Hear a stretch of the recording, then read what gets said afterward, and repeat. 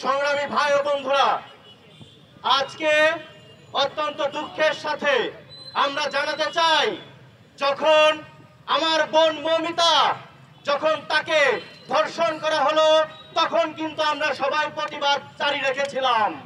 কিন্তু আফসোসের বিষয় আমার বোন নাজমাকে যখন ধর্ষণ করে হত্যা করা হয়, অমানসিক নির্যাতন চালিয়ে হত্যা করা হয়, তখন কাঁটাতারের ওপারে থাকা আমার ভাই বোনেরা কেন চুপ থাকে? আমরা দেখতে পেয়েছি এখন পর্যন্ত বাংলাদেশের পররাষ্ট্র মন্ত্রণালয় থেকে আমার বোন নাজমা হত্যাকাণ্ডের বিচার চেয়ে কোন প্রকার বিবৃতি দেওয়া হয়নি। আমরা পররাষ্ট্র মন্ত্রণালয়কে বলে দিতে চাই, কোন ধরনের নতজানু হওয়ার সুযোগ নেই। বাংলাদেশের 18 কোটি ছাত্র জনতা এই হত্যাকাণ্ডের বিচার চায়। আমরা এর আগে দেখতে পেয়েছি স্বৈরাচার আওয়ামী আমলে তারা ভারতের তাবেদারি করে, ভারতের গোলামি করে ক্ষমতা টিকিয়ে রেখেছিল। ভারতের সাথে বাংলাদেশের রাষ্ট্রীয় মর্যাদা ক্ষুণ্ণ করে অসম চুক্তির মাধ্যমে বাংলাদেশের জনগণকে ভারতের কাছে বিক্রি করে দেওয়ার একটা ষড়যন্ত্র তারা চালিয়েছিল। 5 আগস্টের মাধ্যমে তাদের সেই ষড়যন্ত্রকে আমরা উৎখাত করতে সক্ষম হয়েছি। সুতরাং অন্তর্বর্তীকালীন সরকারের পররাষ্ট্র উপদেষ্টাকে স্পষ্ট ভাষায় বলে দিতে চাই, আমার বোন নাজমা হত্যাকাণ্ডের যদি বিচার নিশ্চিতে তারা যদি কোনো প্রকার বিবৃতি না দেয়, ভারতীয় হাই কমিশনারকে ডেকে চাপ প্রয়োগ না করে, তাহলে কিন্তু বাংলার ছাত্র জনতা বসে থাকবে না। আমরা বলে দিতে চাই, ফেলানি থেকে নাজমা, গুম, খুন, হত্যা, ধর্ষণ বাংলাদেশের ছাত্র জনতা মানবে না। বাংলাদেশের জনগণ দিল্লির সাথে বাংলাদেশের যত অসম চুক্তি রয়েছে সেই অসম চুক্তি অনতিবিলম্বে বাতিল চায়। বাংলাদেশের মানুষ আত্মমর্যাদা নিয়ে বেঁচে থাকতে চায়। সার্বভৌমত্বের প্রশ্নে, মানচিত্রের প্রশ্নে দিল্লিকে একটু ছাড় দেওয়া হবে না। সর্বোপরি আমার বোন নাজমা হত্যাকাণ্ডের সুষ্ঠু বিচারের দাবি জানিয়ে আমি আমার বক্তব্য শেষ করছি। ধন্যবাদ সবাইকে। সংগ্রামী বন্ধুগণ, আজকে 2025 সালের জানুয়ারি মাসে এসে আমাদের বোন নাজমা ভারতে ধর্ষণের শিকার হওয়ার পর যখন খুন হন, তখন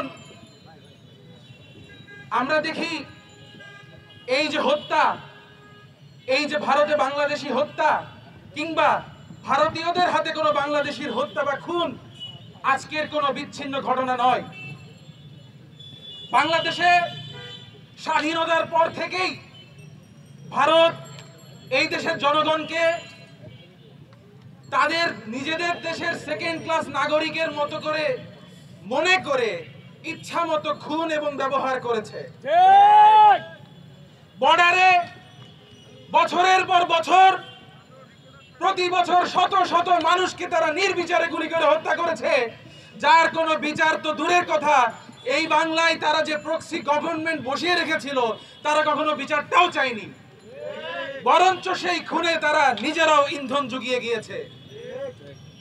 অসংখ্য অসম চুক্তি থেকে শুরু করে বাংলাদেশকে তারা এক করদ রাজ্যে পরিণত করে রেখেছিল। কিন্তু আমরা স্পষ্ট ভাষায় ঘোষণা করতে চাই, 1971 এবং 2024-এর যে জুলাই গণ অভ্যুত্থান, এই দুইটা সিগনিফিকেন্স আছে। 1971 ছিল পশ্চিম পাকিস্তানি যে দখলদার, যেই হেজিমনি বাংলাদেশের উপর ছিল, যে আধিপত্যবাদ পশ্চিম পাকিস্তানের এই বাংলার উপর ছিল, সেই আধিপত্যবাদের বিরুদ্ধে ছিল আমাদের 71-এর মুক্তিযুদ্ধ। আর 2024 সালে যেই জুলাই গণ অভ্যুত্থান আমরা সারা বাংলার জনগণ মিলে ঘটিয়েছি, এইটা ছিল ভারতীয় আধিপত্যবাদের বিরুদ্ধে নতুন মুক্তিযুদ্ধ। আমরা স্পষ্ট ভাষায় বলতে চাই, শহীদ আবু সাইদ থেকে নিয়ে শুরু করে সর্বশেষ শহীদ মনিরুজ্জামান, তারা শুধুমাত্র জুলাই অভ্যুত্থানের শহীদই নন, তারা এই বাংলায় আবরার ফাহাদ ফেলানির সিলসিলা ধরে ভারতীয় আধিপত্যবাদের বিরুদ্ধে শহীদ। সুতরাং এই নতুন বাংলাদেশে আমরা কোনো, ভারত তো দূরের কথা, পৃথিবীর কোন রাষ্ট্রের আধিপত্যবাদ আর আমরা মেনে নিতে পারবো না। আমরা যদি কোনো আধিপত্যবাদ কখনো মেনে নিই, তাহলে শহীদ আবু সাঈদের রক্তের সাথে আমরা গাদ্দারি করব। আমরা স্পষ্ট ভাষায় বলতে চাই, নাজমা, শহীদ নাজমা আক্তারের বিচার, তার খুনের বিচার করতে হবে। সারা বিশ্বের যত আন্তর্জাতিক গণমাধ্যম, আন্তর্জাতিক মানবাধিকার বিষয়ক সংগঠন, সকলকে আমরা সজাগ থাকার অনুরোধ জানাচ্ছি। এই ঘটনার বিচার হওয়া পর্যন্ত, সুবিচার হওয়া পর্যন্ত আমরা থামবো না। একই সাথে গত 54 বছরে বাংলাদেশে যত মানুষ এই ভারতীয় আধিপত্যবাদের শিকার হয়ে মৃত্যুবরণ করেছেন, ভিকটিম হয়েছেন, তাদের সকলের সুবিচার নিশ্চিত করা পর্যন্ত আমরা রাজপথ ছেড়ে যাব না। ইনকিলাব জিন্দাবাদ।